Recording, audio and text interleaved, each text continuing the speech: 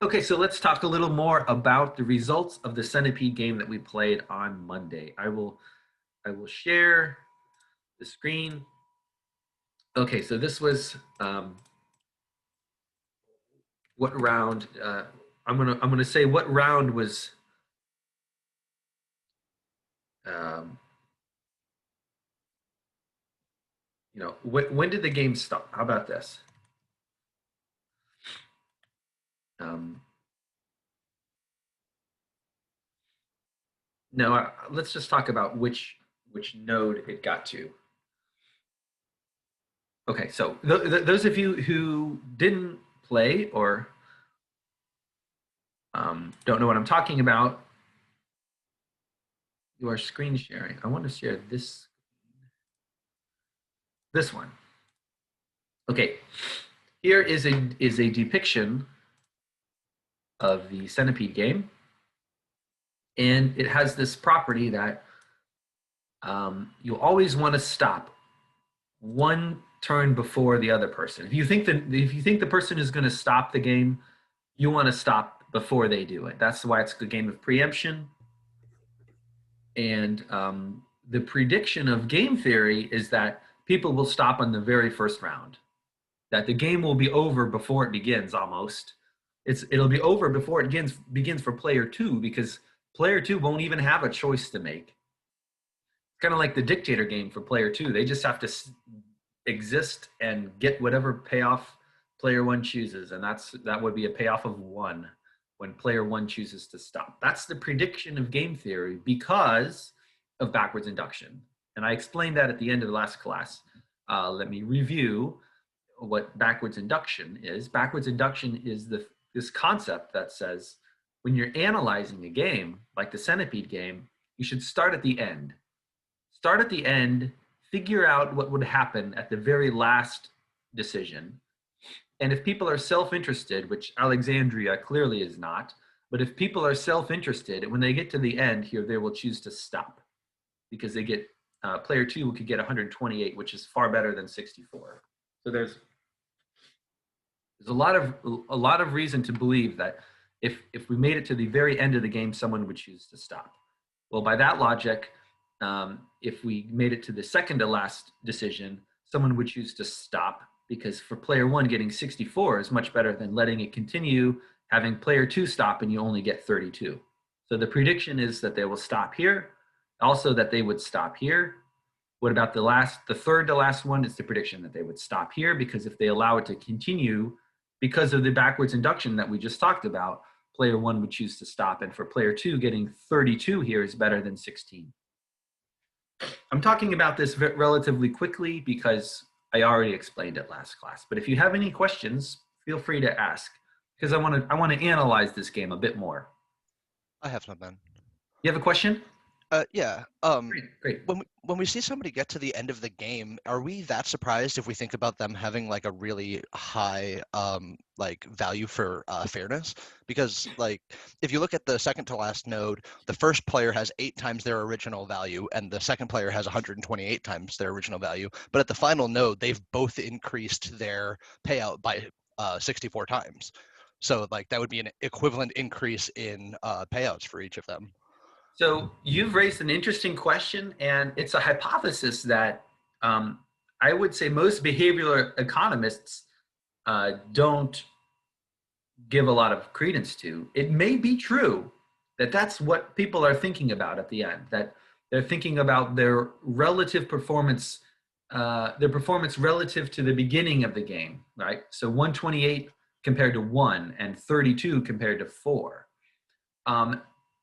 Most theories of social preferences that I've ever seen really don't take that into consideration.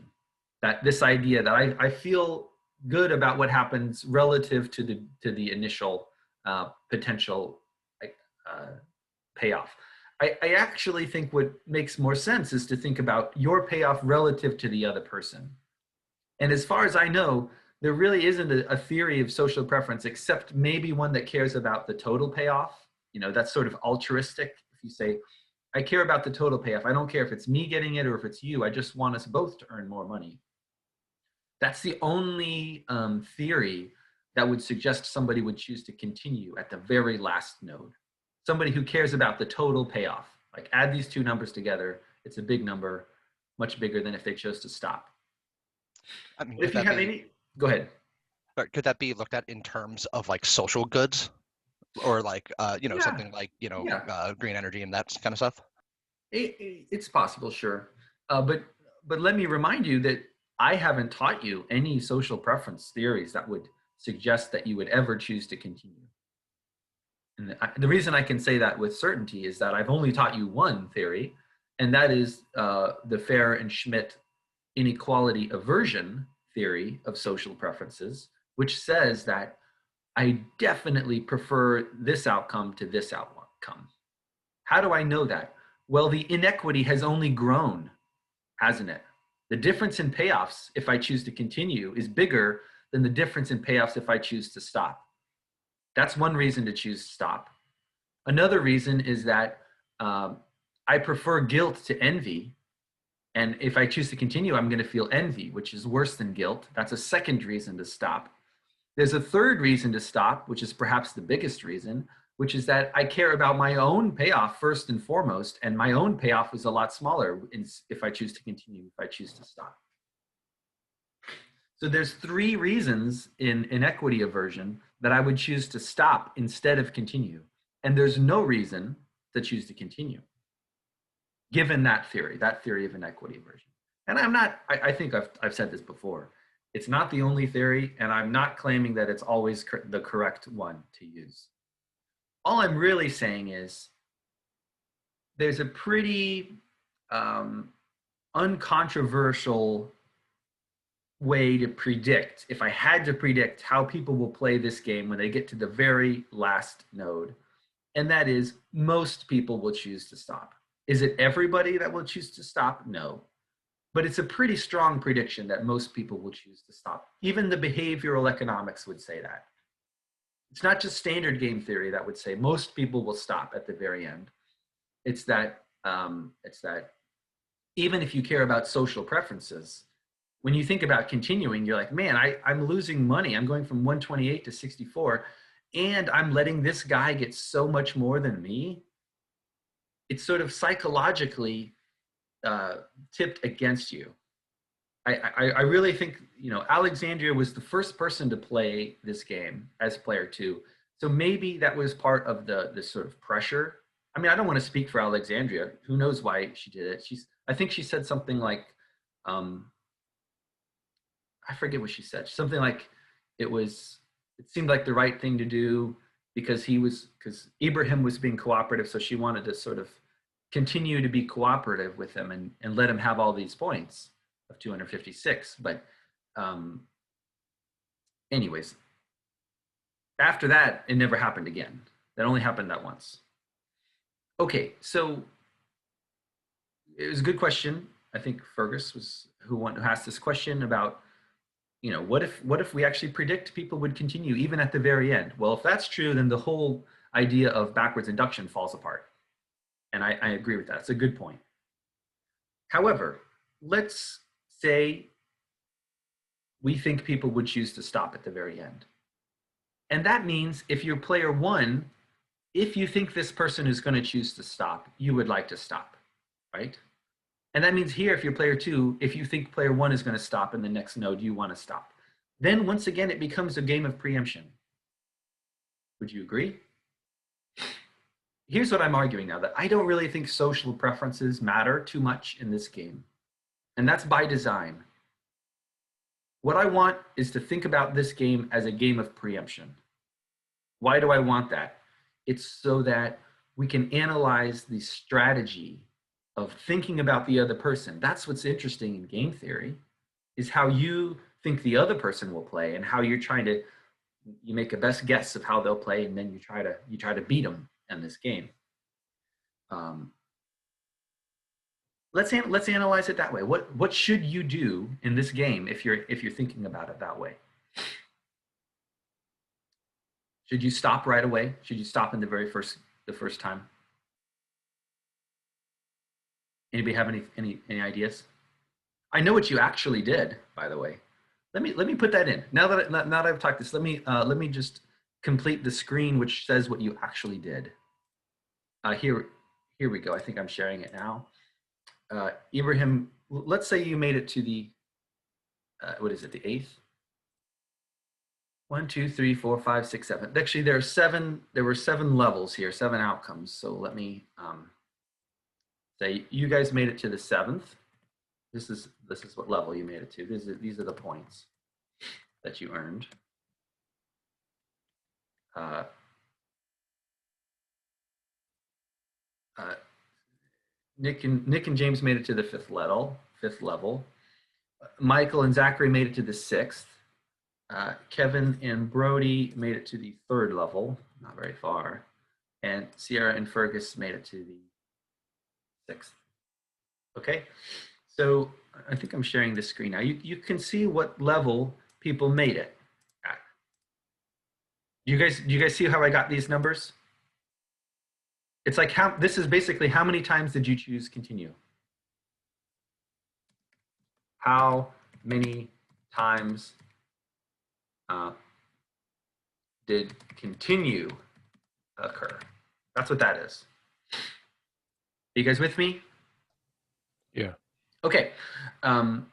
So you can look at this and say, well, that's data, isn't it? That's information. That should inform you like how you should play this game. How would you play this game? Somebody look at that data and say, well, given that, here's how I would play this game. How many times would you allow the game to continue before you stopped? Anybody want to just say? I mean, what I would love is if you tell me the truth. Like if you really were going to play this game again, how many times would you let the game continue before you stopped?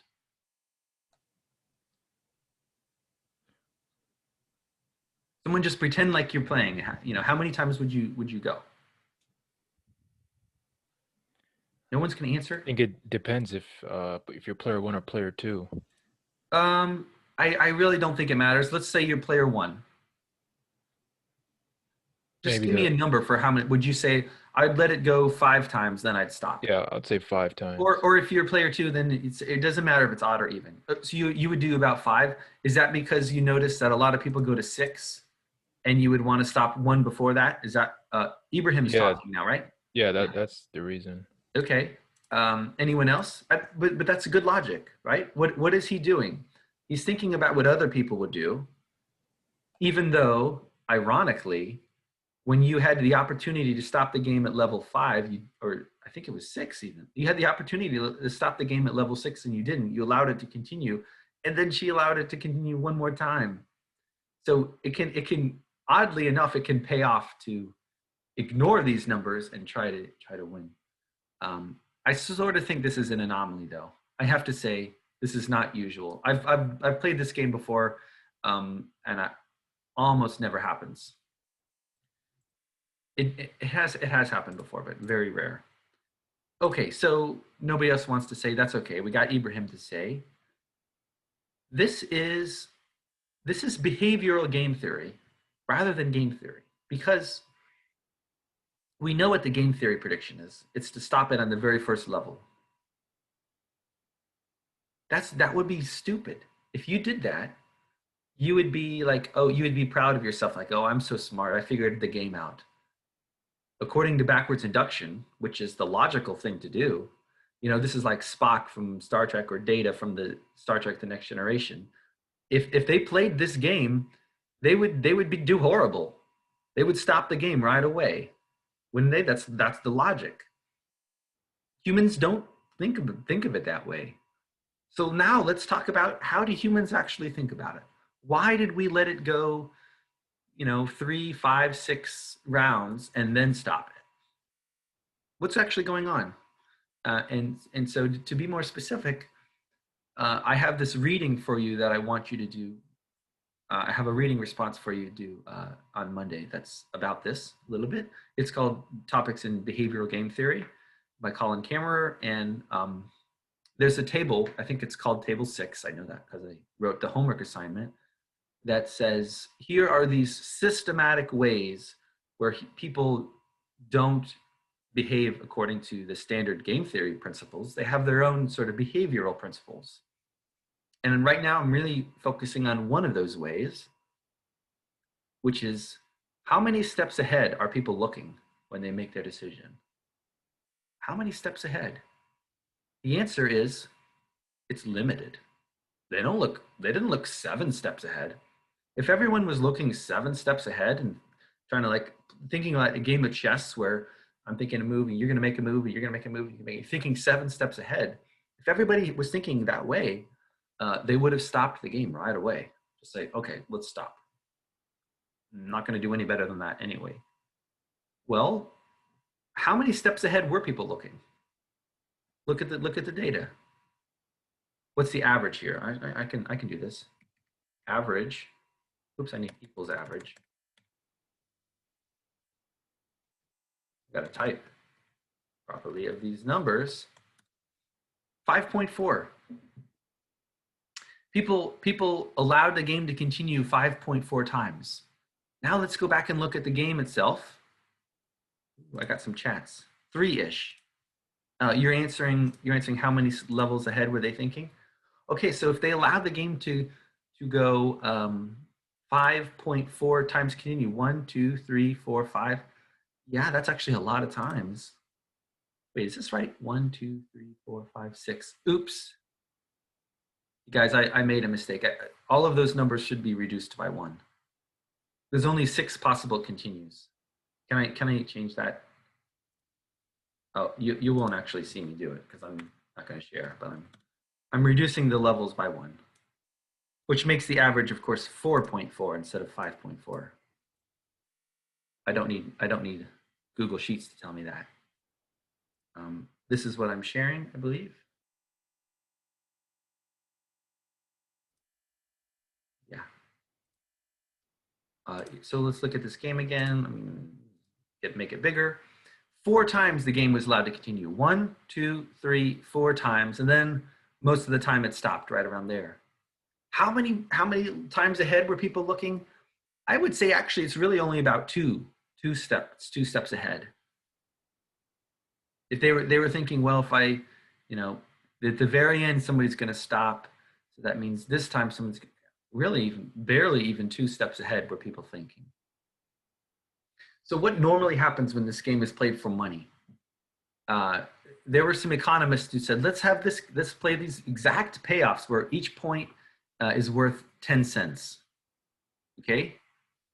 That means if you make it all the way to the end, like Ibrahim did as the first player, he would have earned $25.60 from this game.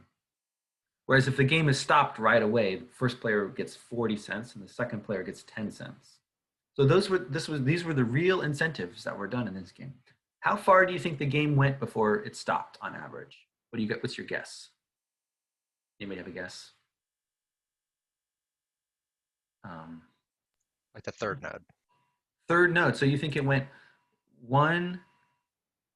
So it stopped here? Basically, yeah. Each player passed once, and then when it got back to the first player, they stopped it. Is what I think. Interesting. You give people a much more strategic credit, I think, than they deserve. But that's a great guess. I think actually most of the time it went further than that. It went further than the 16 and 4. But that's a good guess. You're not that far off. I'll show you the data on the very next slide. But I think on average it went 2 to 3 times before the end. So yeah, this was actually pretty common, but so is this 8 and 32. That maybe was the most common. Also, the 64 and 16 was very common. These two. And how do I summarize the results? That's part of my job as a behavioral economics instructor, is to tell you how people play these games. Let me summarize it. They often look 2 or 3 steps ahead in a game like this. They don't look 7 steps ahead. They look 2 or 3 steps ahead and make that decision. And you can kind of think of that playing chess. Imagine you're actually playing chess and you're about to make a move, but then you think, but wait, what's the other guy going to do if I make that move? And then what would be my best response to that? You probably think about 2 steps ahead. And after that, it just gets too hard in your head and you don't want to do it anymore. Well, that's a pretty good rule of thumb for what happens in all of these games. And of course, chess is harder than the centipede game, I would guess. But here's the results. What we have here are the percentages of people who, instead of continue and stop, it's leave and grab. That's just how it was presented in this game from 1992. And you can see, so grab, 1% stopped it right away. By the way, it's worth noting that the game theory prediction is that 100% will grab it right away. 100% of the time, people will just end the game. And it only happened 1%. 99% of the time, the prediction didn't hold. So this game, called the centipede game, is one of the most stark pieces of evidence that backwards induction simply just doesn't happen. And I have to say, this game was designed as a way to refute backwards induction. Whoever thought of this game, the whole point was that backwards induction isn't going to happen here. They knew that. The prediction of 100% people choosing to grab right away was preposterous. And this game shows that. Only 1% of the time did that happen. How about in the next node? How many people grabbed there? 6% of the time. Also pretty low. How about the next one? This is what somebody predicted. They said they thought this would be the most common one. Actually, 21% have grabbed there. By the time you get here, now you start to get to the modal thing. This 8 and 32 is the most kind of the average thing that people do. They grab here and get this stop here. And it's quite common, and maybe 73% of the time people grab here, 85% people grab here. So it can even possibly go all the way to the end. It is possible. But my point is that the centipede game shows us that people tend to look 2 or 3 steps ahead on average when playing these strategic games. And what does Kammerer call this? He calls it limited look ahead. Okay, so this is something I could ask you about in a quiz. It's like, what is the game theoretic prediction of the centipede game? It's that the answer is people would stop, grab the money in the very first chance they have to end the game quickly.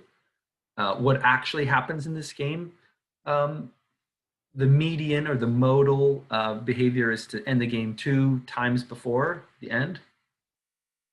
Or 2, if you include this, it's 3 times. 3 times or 2 times before the end.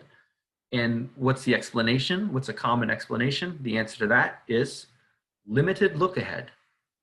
That when people play games, they can't look infinitely into the future. They have a finite horizon of strategy that they can think about in the future, and that's the explanation. Any questions about that?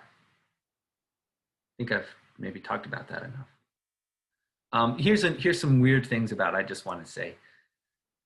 I actually already said the first thing. I've already said this dot of the second thing, which is limited look ahead.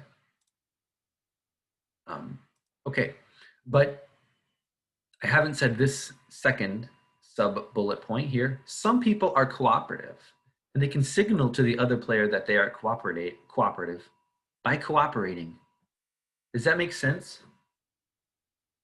Let's say you're the first player. Let's go back to the game. If you're not the results of the game, but the game itself. If you're the first player in this game and you choose to continue, what signal are you sending to the other player?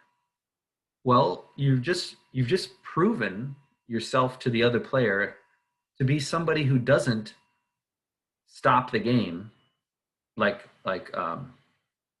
as backward induction would suggest.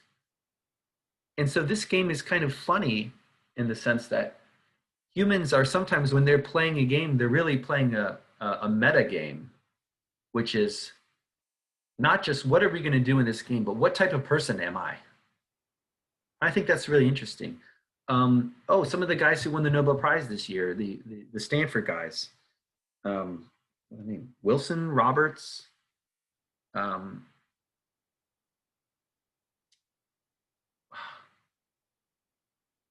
But you know, the reason they won the Nobel Prize, at least the Nobel committee said it was for their work on auction theory. Of course, they did this work on auctions too, but I also know them for their analysis of game theory that includes this sort of metagame of what type of player am I? And I can signal to you what type of player I am based on my actions. So if you use this sort of Stanford uh, concept, I call it Stanford because there were a group of game theorists all at Stanford that were working on this and publishing papers in it that were famous. It's a famous group. Two of them won the Nobel Prize, but there's four of them actually. The theory is maybe it's rational to choose continue here. It actually makes sense. It makes a profit maximizing player will choose to continue at the very first node because by doing so, they've signaled to the other player that they are somebody who's willing to cooperate and continue, let the game continue. And therefore, they've changed player two's belief in such a way that player two will now have the incentive to continue.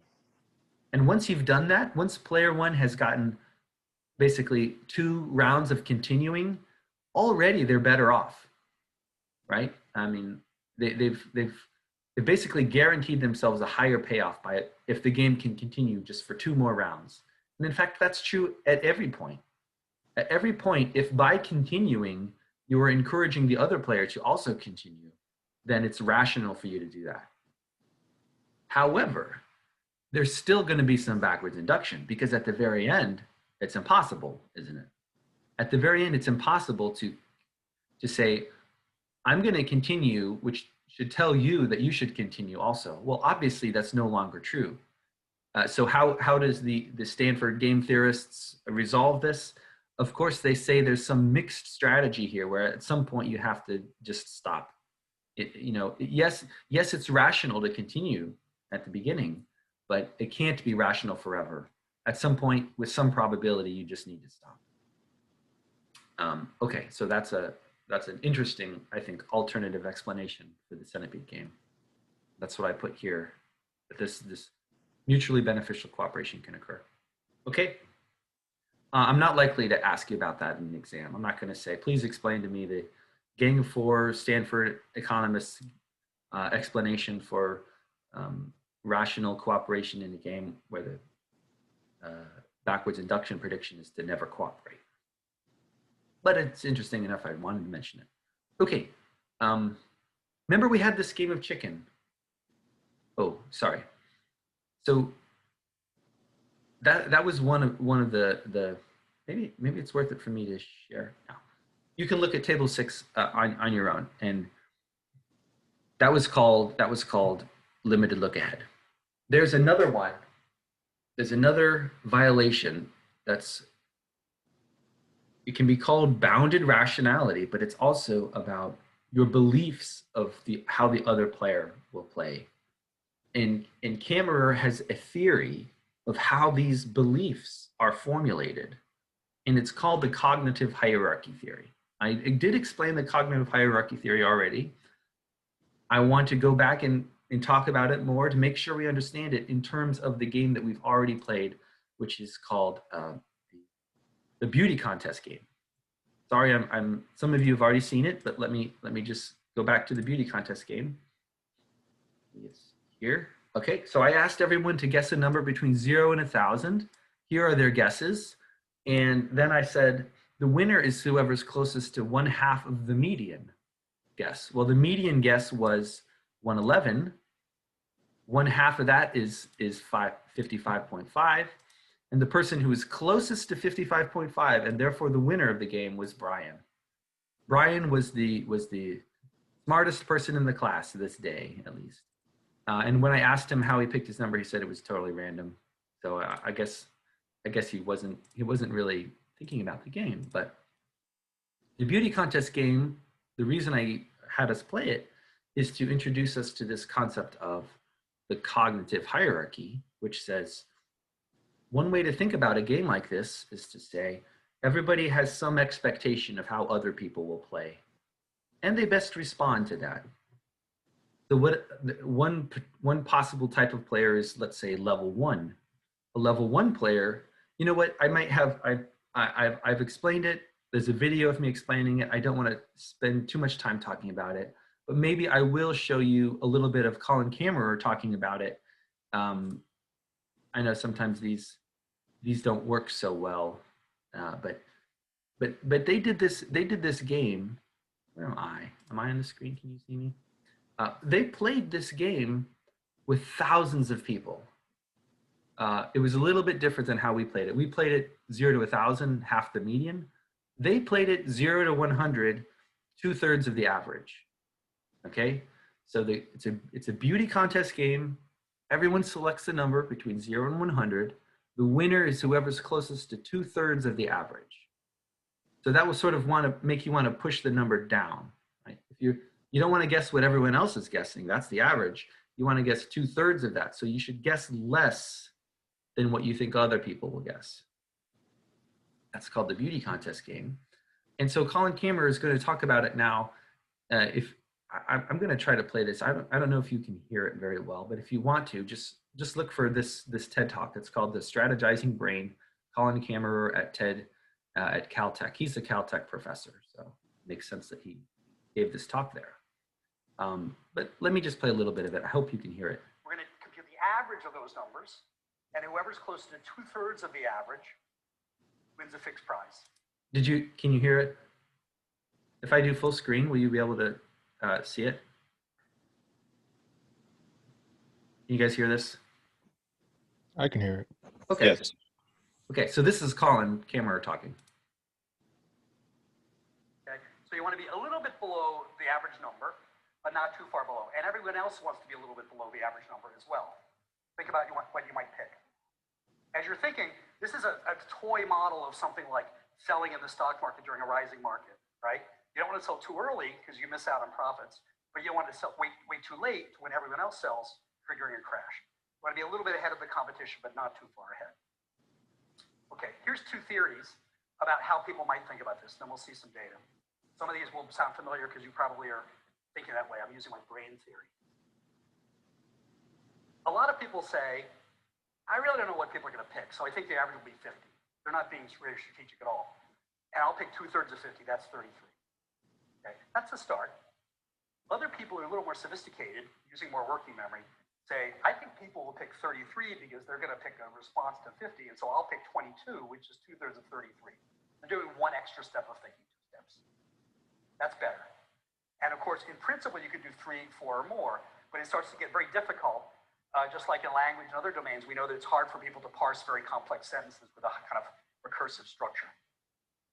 This is called the cognitive hierarchy theory, by the way. It's something I've worked on and a few other people, and it indicates a kind of hierarchy, and along with some assumptions about how many people stop at different steps and how the steps of thinking are affected by lots of interesting variables and vary in people, as we'll see in a minute. You just heard him mention the theory. This is the theory I want you to know. I'm going to ask you about this. It's called the cognitive hierarchy theory, and he's going to talk a little bit about it now, but he's actually going to compare that to equilibrium too, which is another way of thinking about this game. So let's hear what he has to say. A very different theory, a much more popular one and an older one, due largely to John Nash of Beautiful Mind fame, is what's called equilibrium analysis. So if you've ever taken a game theory course at any level, probably even in high school, you will have learned a little bit about this. An equilibrium is a mathematical state in which everybody somehow has figured out exactly what everyone else will do. Maybe by deduction, maybe because they played a lot of times together, maybe they read the same book that told them what to do. And it's a very useful concept, but behaviorally, it may not exactly explain what people do the first time they play these types of economic games or in situations in the outside world. In this case, the equilibrium makes a very bold prediction, which is everyone wants to be below everyone else, right?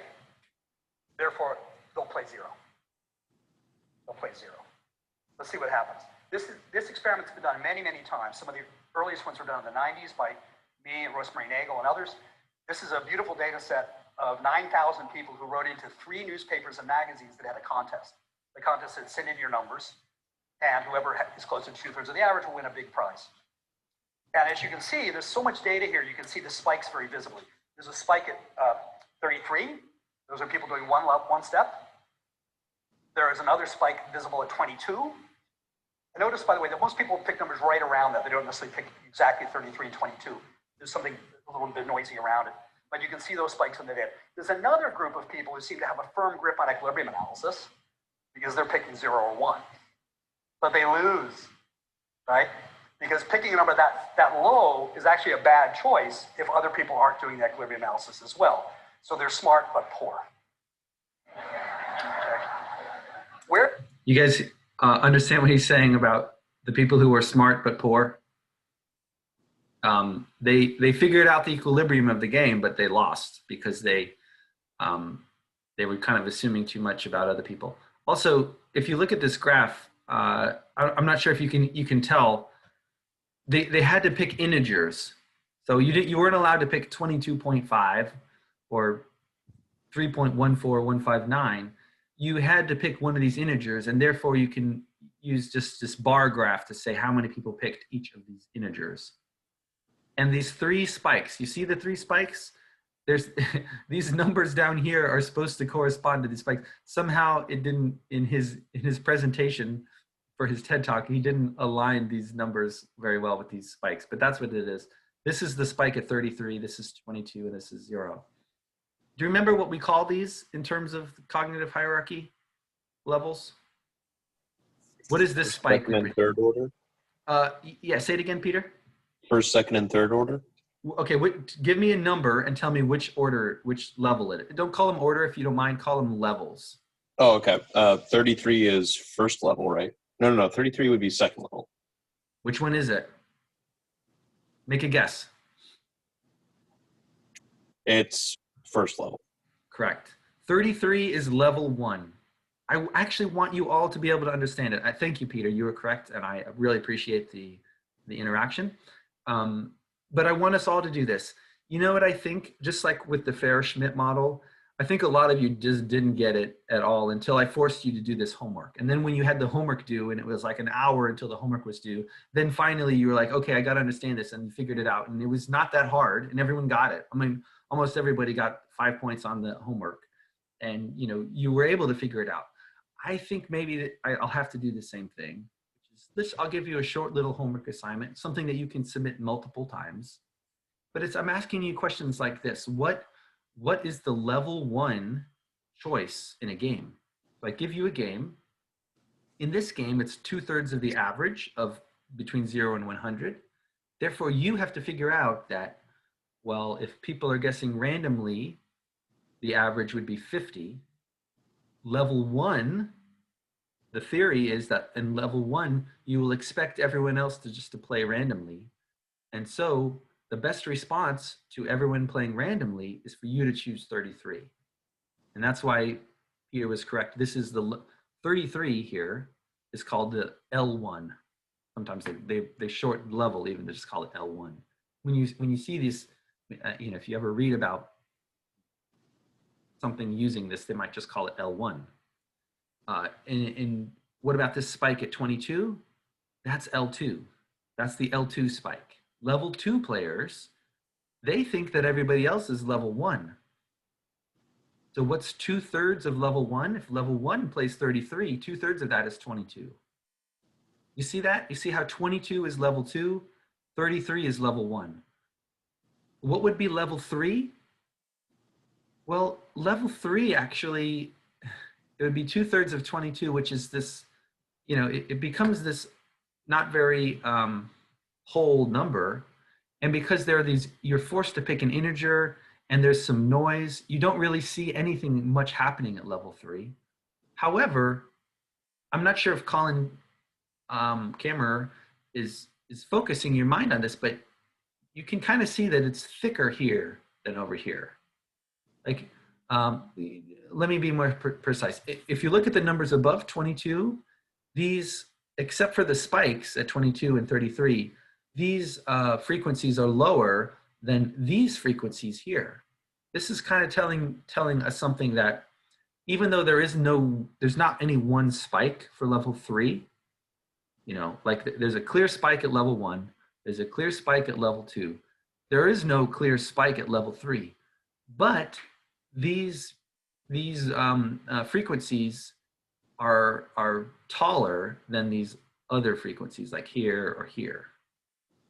So it's almost like not just one spike at level 3, but there is kind of just a raised level around what level 3 is, I think. And then what about this spike here at the bottom? That's what he calls equilibrium.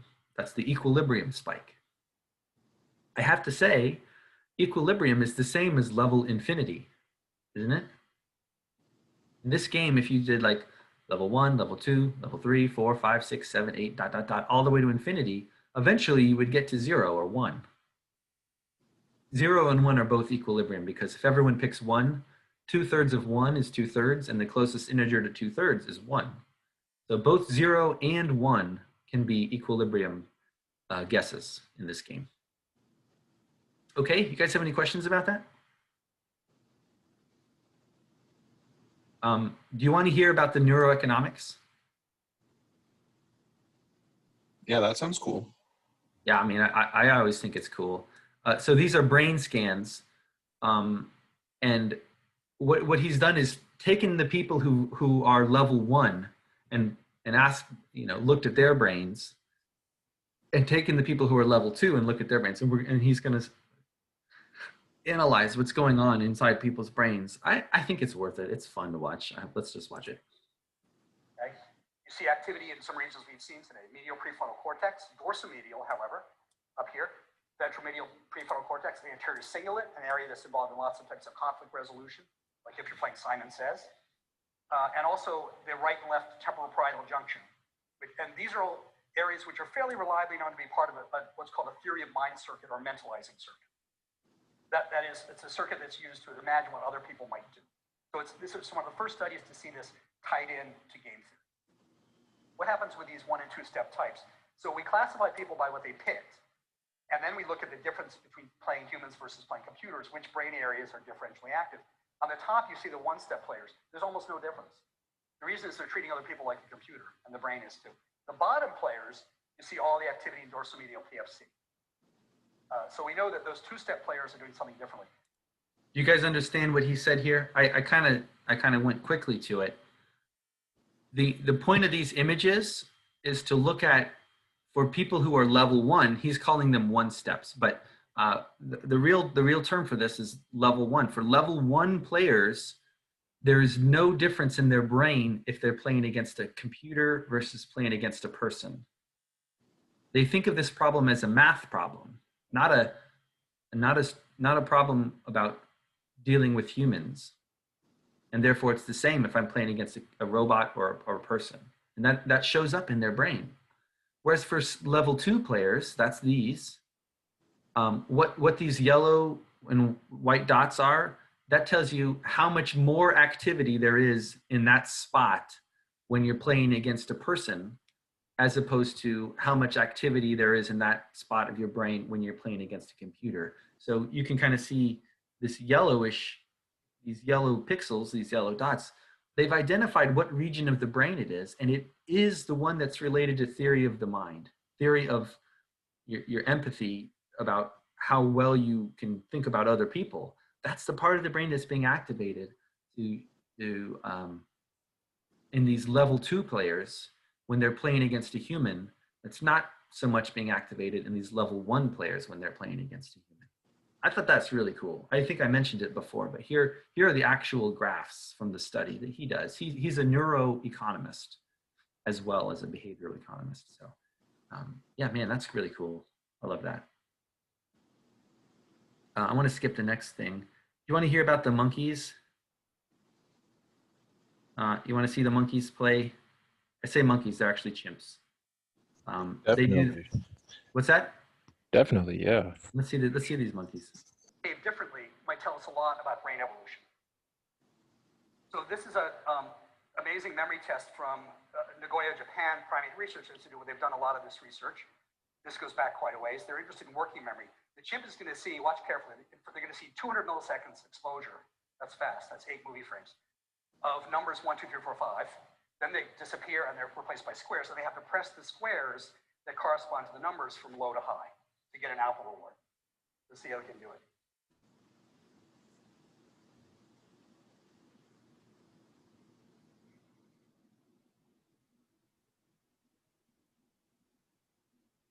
This is a young chimps. The young ones are better than the old ones, just like humans. And they're highly experienced, so they've done this thousands and thousands of times. Obviously, there's a big training effect, as you can imagine.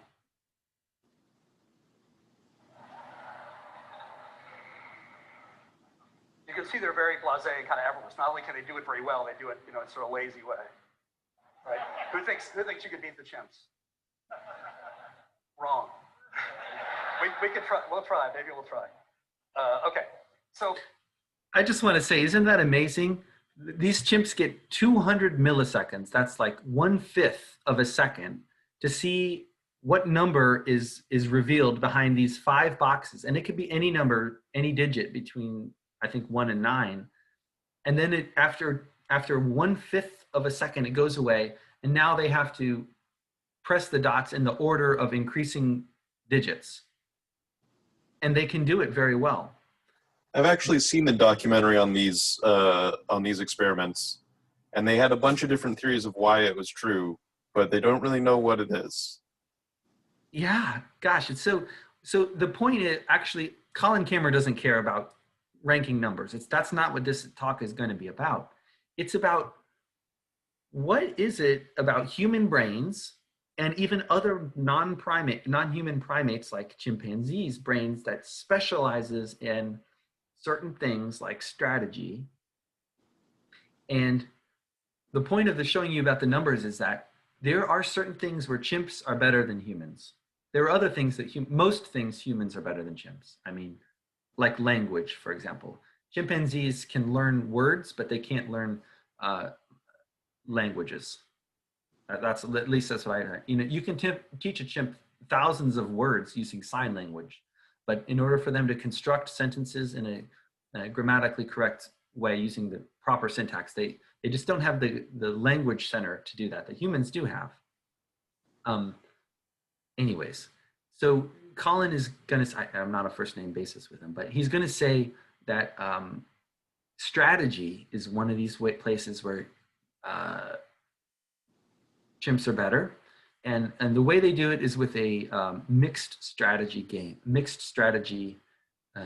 equilibrium game. I'm wondering if before I show it to you, can I just show you a little bit of this game on my own, and because it's part of the class. I'm not just showing you random stuff. This is part of the class. I sound defensive, like, no, trust me, I'm not just showing you fun videos for the heck of it. Here we go. It's here. Take a look at this game. I think I'm sharing the right thing now, right? So this is a game where I think we'll come back to that video if there's time. The camera video. Why isn't it not full screen? Home Chrome slide. What? Zoom slideshow? Oh well. Sorry guys. Here we go.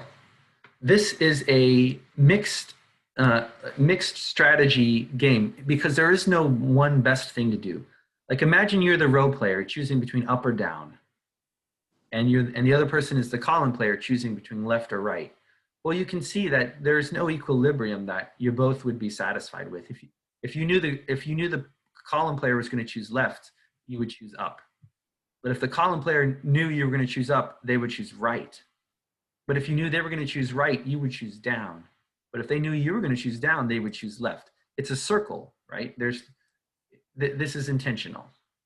So the question is, what do you do in this game? Like if you're the column player, what should you do? Any comments? We do know how to solve this in game theory. It's just I don't know how to do it right away. Okay, so the two payoffs equal to each other. Okay, you're correct. That's how the game theorists say you should play it. Which is correct, by the way. However, I'm curious what you think would actually happen. Here, let me answer this. Let me ask you a very specific question, and I would like more than just Peter to answer if they're willing. Do you think people would be more likely to pay up or down in this game? Look at the difference. If you play up, you can either get 2 or 0. If you play down, you can either get 0 or 1. Do you think people are more likely to play up or down? More likely to play up, I think. Okay, Since the payoff is greater. right.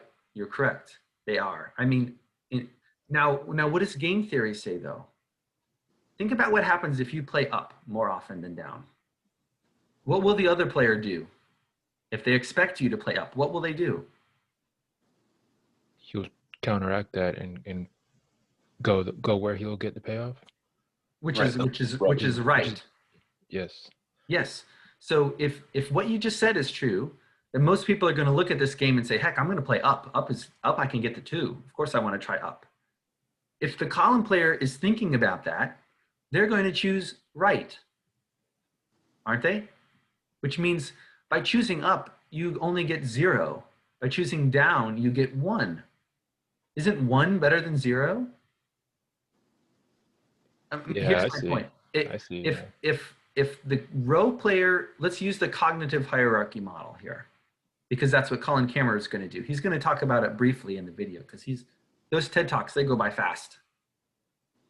So I'm giving you this preview so that when you hear him talk about it quickly, it'll make more sense. The cognitive hierarchy theory says level 1 players will choose the best response to what a random player will do.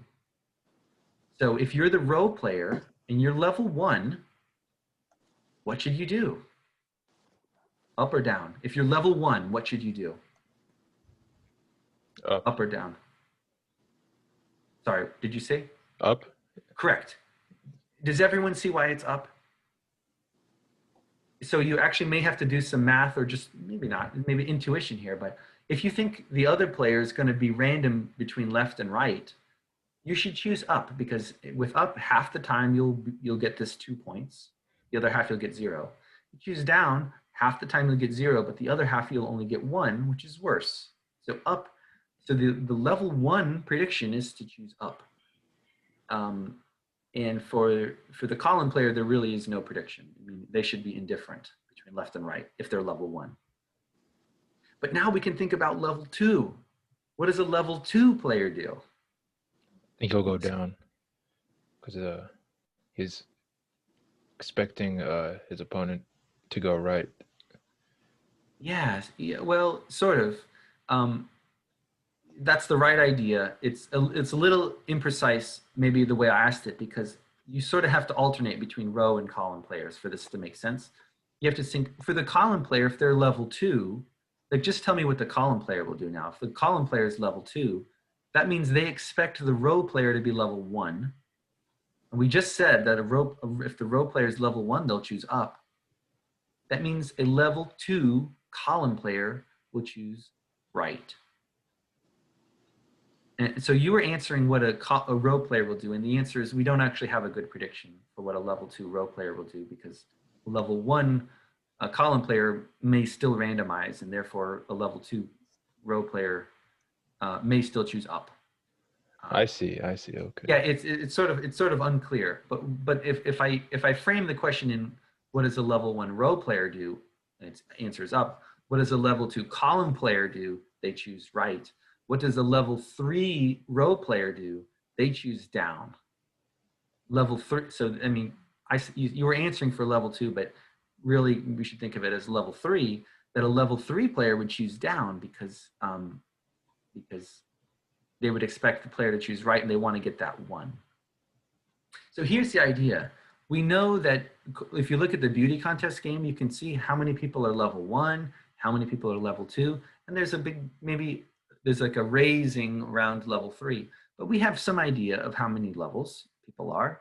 You can use the cognitive hierarchy model to make a prediction about how people will play in this game. It's not great, but you could do it. And now I'm going to go back to what Peter said, which is that if you've studied game theory, there is a mathematical way to calculate the equilibrium of this game. And that is, you randomize. You have certain probabilities that you would expect people to play up and down. So now you have 2 predictions. You have the game theory prediction, also known as the Nash equilibrium prediction, and you have a cognitive hierarchy prediction. They're different. Would you agree they're different? Here's what Kammerer did and his colleagues. They had humans play this game and they had chimps play this game. They had them both play. And then they looked at the data on aggregate and said, which one's closer to Nash equilibrium? Which one's closer to cognitive hierarchy model? The humans were closer to the cognitive hierarchy model, and the chimps were closer to Nash equilibrium. Should this be crazy to us? No, no, it's that we evolved in a different way than chimps. Just like they're better than us at using their eyes to store visual information and then recall it, you know, they can store a lot of information visually in 200 milliseconds and recall it easily, which we can't do. Okay, who cares? That's what their brains evolved to do. Our brains evolved to do other things. We can do, you know, calculus. We have religion. We have all these fancy politics, you know, government. Anyways, it's just fascinating that in this way, in this strategic thinking way, we are not, there's something about with the way we make decisions that is not captured by equilibrium, by Nash equilibrium. It's better to think of it as this sort of cognitive hierarchy way where we have little steps of levels of how many steps ahead we're thinking about the other person. Okay, so does that make sense? Do we even need to see Colin say it? I just said it. You care? You want to see it from somebody who is much smarter than me? Let's hear him talk about it. Let's go here. Chip is called a matcher.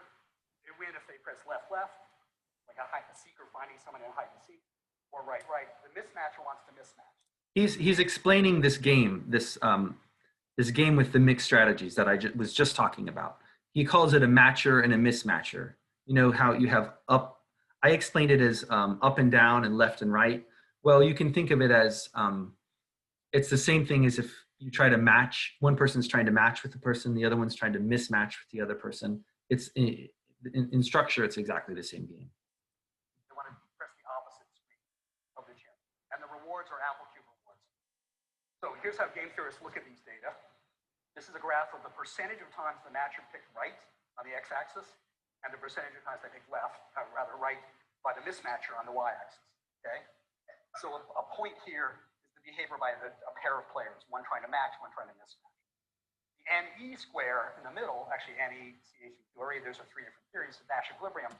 He did this really quickly. He said NE, CH, and QRE are three different theories. I'm teaching a class now, so I feel like I have to tell you exactly what those are. NE stands for Nash equilibrium. That's the standard game theory prediction, Nash equilibrium. CH stands for cognitive hierarchy. That's this model of behavioral economics that I've been teaching you for the last two lectures. QRE stands for quantal response equilibrium. And it's kind of this hybrid between the two. It says people actually are rational and they make rational decisions, but they do it in a sort of noisy way, and then they anticipate noise on the part of everyone else, but they're still fundamentally maximizing their own utility. So I'm not going to teach you QRE. QRE is difficult. If you go to grad school, learn about QRE. I recommend it. It's a good theory. But for undergrads like you guys, and not to dismiss you as being little brains or anything like that. I don't mean that. I just mean there's only so much I can teach you. Sorry, only so much. You should know what Nash equilibrium is, and you should know what cognitive hierarchy is. And those are the two NE and CHs. Oh, by the way, in this game, they're the same because the black dot is the same. What he's going to do is say, now I'm going to take the game and change it so that there's two different predictions. The Nash equilibrium prediction, the cognitive hierarchy prediction are different. So let's take a look. And others tells you what the theory predicts is that they should match 50-50. If you play left too much, for example, I can exploit that if I'm the mismatcher by then playing right. And as you can see, the chimps, each chimp is one triangle, are kind of circled around, hovering around that prediction. Now we move the payoffs. We're actually going to make the left-left payoff for the matcher a little bit higher. Now they get 3 amplitudes. Game theoretically, that should actually make the mismatcher's behavior shift. What happens is the mismatcher will think, oh, this guy's going to go for the big reward, and so I'm going to go to the right, make sure he doesn't get it. Okay. And as as you can see, their behavior moves up in the direction of this change in the Nash equilibrium. Finally, we change the paths one more time. Now it's 4 apple cubes, and their behavior again moves toward the Nash equilibrium. It's sprinkled around, but if you average the chimps out, they're really, really close, within 0.01. They're actually closer than any species we've observed. What about humans? Think you're smarter than a chimpanzee? Use 2 human groups in green and blue. They're closer to 50-50. They're not responding to payoffs as closely. And also, if you study their learning in the game, they aren't as sensitive to previous rewards. The chimps are playing better than the humans, better in the sense of adhering to game. And these are 2 different groups of humans from Japan and Africa. They replicate quite nicely. None of them are close to where the chimps are. Okay. So here's something. It's kind of hard to see what was going on there, but I already gave you the results. It basically says the type of movement that we would expect to see according to game theory, we don't see it in humans, and we actually do in chimps. And is that proof that says the cognitive hierarchy theory is the best one? Not necessarily. It's just saying there's certainly an element of bounded rationality that occurs in these games. And bounded rationality is the holistic way to talk about the idea that humans don't have the capacity to calculate and predict and just even understand all of the complexities of a particular game that they're presented with. And so they essentially simplify it, and their beliefs about how other people will play and how they should play are just simplified.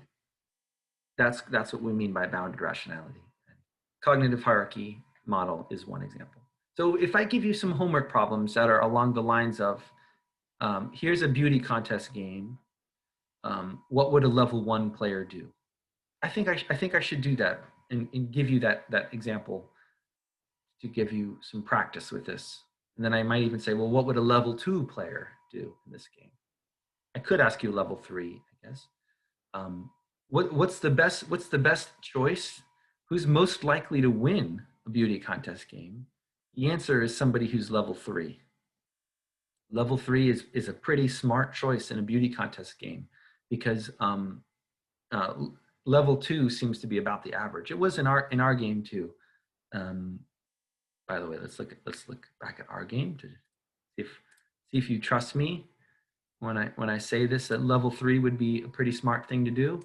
If you were level 3 in this game, remember now this game is different. This game is one half of the median between all these guesses between 0 and 1,000. So if you're level 1, let me write this here. Level 1 would choose 250, right? Because that is one half of the average of a bunch of random people. Level 2 would choose 125. Good. Level 3 would choose 62.5. If you had chosen 62.5, you would have won this game, right? Because half the median was 65.5. You would have been closer than the closest person, who was Brian, who chose 65. And in fact, if me, Professor Lytle, if I were playing this game, I would choose the level 3 game, the level 3 choice. So no matter what beauty contest I was given, if it was guess 2/3 the average, or guess half the median, or 1/3 the median, whatever it was, I would probably choose the level 3 answer, because I think that's most likely to win. Okay. Any questions about that? What else do I want to tell you about behavioral game theory? Just a little bit left, and then I think we'll be done with behavioral game theory. I have a reading response I'm asking you to do. I might actually also give you these this kind of short math questions, which you can submit multiple times. If you get it wrong, you can do it again. You can ask me about it too. I don't understand blank, and I think it'll help you. It'll force you to come to grips with what you understand and what you don't yet understand, until you get the right answer. So I think it'll help you if I do that. Okay, what else do we have to say about behavioral game theory? yeah, I'm not going to talk about this. Let's say the last thing is learning models, and that is how do people learn what they should do in these games. I'm not going to get very specific. There are specific learning models that I could teach you, and there's just not time. I never do it. Even when I had in-person classes, I never bothered to try to explain one of these theories. But this idea is that the more you play a game, probably the better you get at it. I guarantee that's true in the beauty contest game. If you would guess lower. If we played the beauty contest game right now, I actually wouldn't choose the level 3 anymore, because I just told you to choose level 3. Everyone would be choosing maybe near level 3, or some might be even choosing level 4.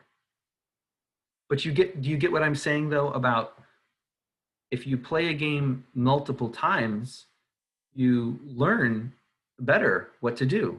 Don't you agree?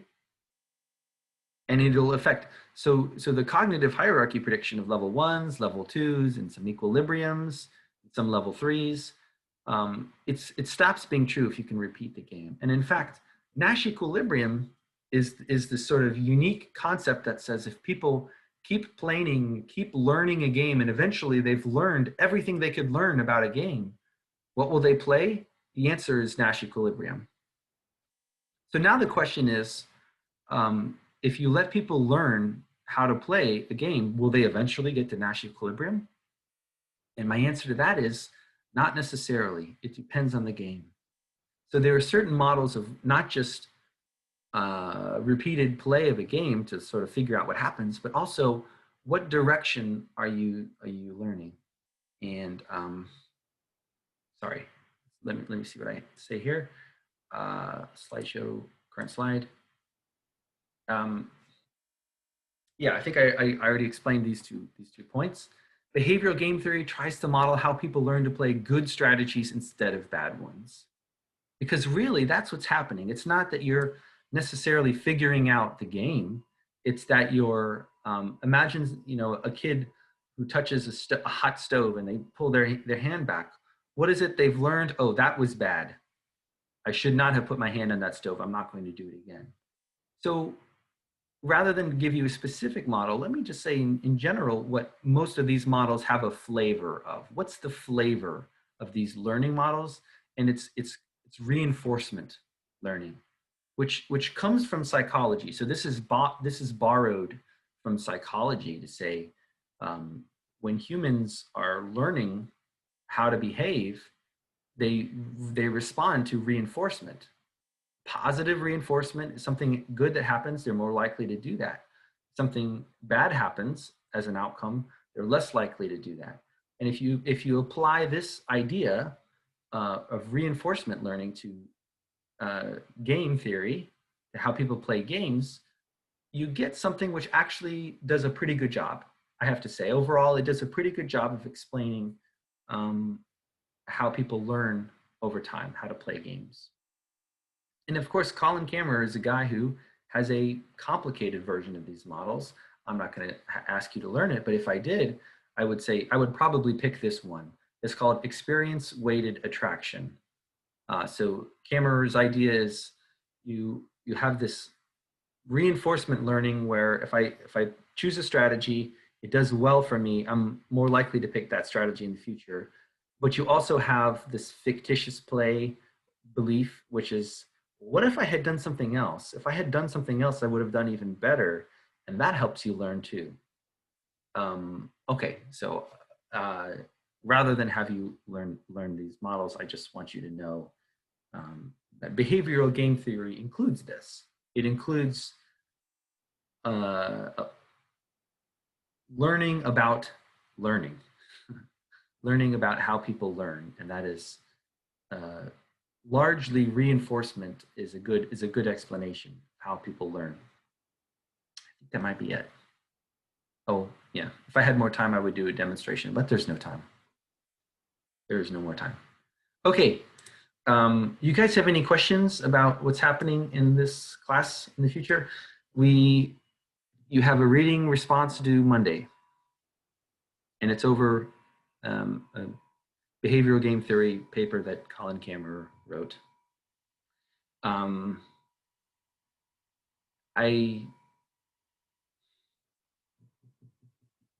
would like to also give you this other assignment. Do you care if it's due at the same time, or do you want me to make it due a little bit later? I don't think it really matters. If I make, so here's the thing, if I make it due it before class or at the start of class, then you actually won't have a little opportunity to ask me questions about it like you did for the Fair-Schmidt assignment. Maybe I want you to have a little bit of time to ask about it. And I know this will damage your incentive to learn on your own, so I don't know what to do about that.